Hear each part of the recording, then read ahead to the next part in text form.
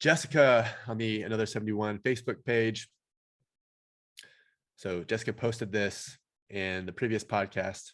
And so I said, you have a question, post it and I'll answer it in the next one. And here we are.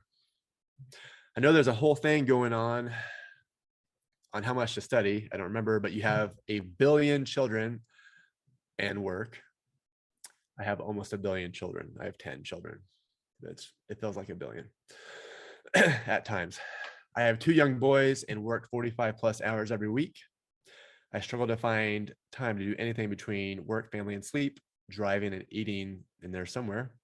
How do I make this work without feeling extremely exhausted and that I'm not present for my family? So, Jessica, you have a full plate like a lot of people out there.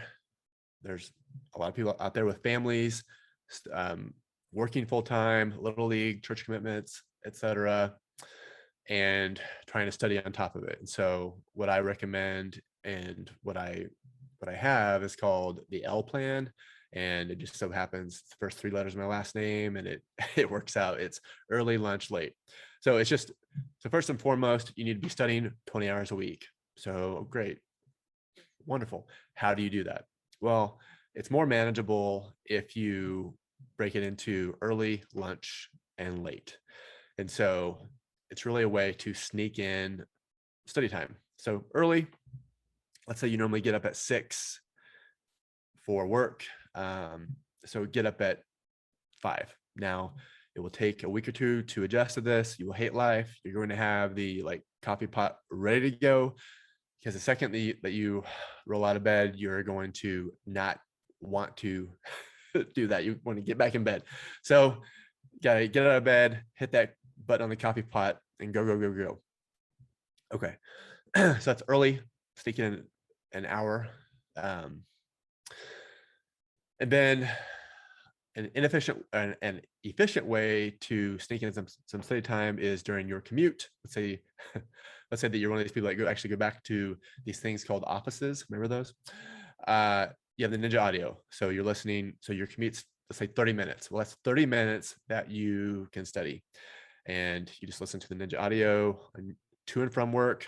Let's be realistic. You're only going to listen to it maybe one way. So at least fit in 30 minutes. The rest of the way, it's your Spotify playlist. But on the way home, it's your Spotify playlist. But that's 30 minutes, 5 times a week. That's 2.5 hours. So that's 2.5 hours that you've knocked out for your 20. And then getting up early 5 times a week, that's an hour, or that's 5 hours. So you're up to 7.5 hours without really changing too much. At lunch, let's do an extra, let's just study for 30 minutes and mess around on Facebook or whatever for the rest of the 15 or 30 minutes. So that's another 2.5 hours. Maybe you take, let's call it 2 hours, because you leave the office on Friday and go down the street and get out of the office. So it's an extra 2 hours. So 7.5 plus 2, that's 9.5 hours. And then you are at night, you sneak in from 9:30 to 10:30, an extra hour. So let's say you do that 4 nights a week, because you take Friday off. And so what was that, 9 hours? So 4 hours, so you're up to 13 hours. So you're facing, and then you take Friday completely off. Okay.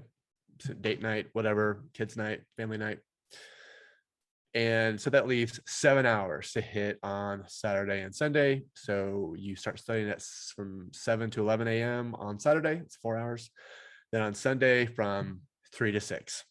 There's your 20 hours. And it really, breaking it down like that, it doesn't really sound that terrible, and it's doable. And that's how you study with a family and church commitments and little league and life and keeping a marriage and et cetera, et cetera, et cetera. So hope that's helpful.